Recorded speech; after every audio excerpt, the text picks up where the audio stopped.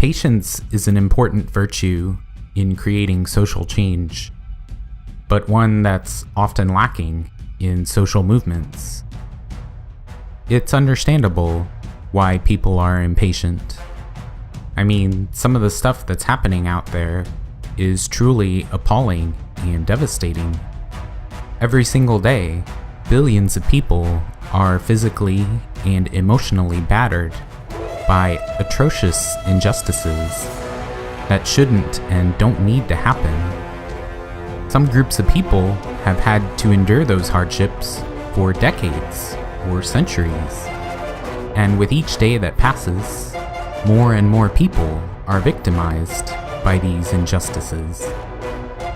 Of course, we shouldn't want any of these injustices to last a single day longer than it has to. And of course, we should do everything we can to speed up the process of fixing these horrible problems. But we can't let our impatience and our desire to solve these problems lead us into strategic errors. We don't have a problem nowadays with the will or the desire to change. We have a problem turning that desire into effective action. Here, again, we may be reading a bit too much into the heroic stories we tell ourselves about those great leaders who were able to accomplish a lot of social change in a very short period of time. For sure, they deserve a lot of credit, but by focusing just on those great people, we often forget that what they accomplished was the culmination of decades of hard, unglamorous work that preceded them.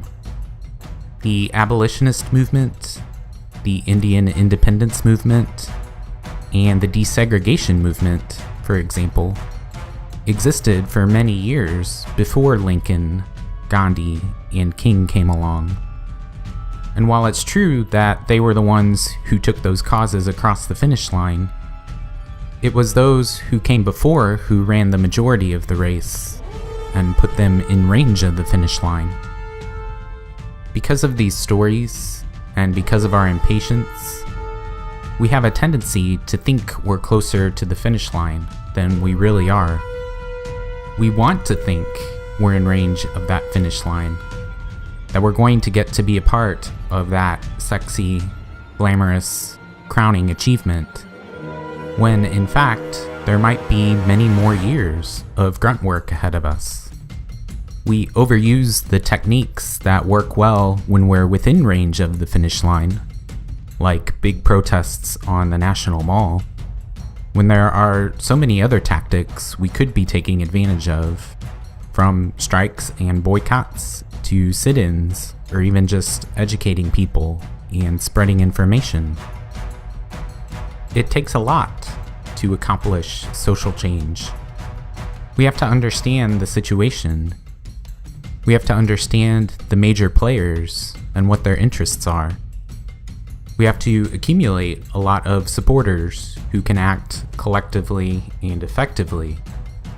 And we have to figure out how to use our greatest strengths against their biggest weaknesses.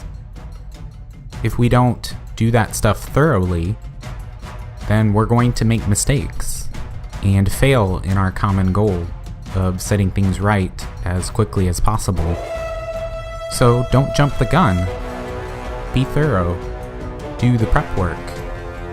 Don't half-ass social justice. You aren't slowing things down by doing those things. You're speeding it up.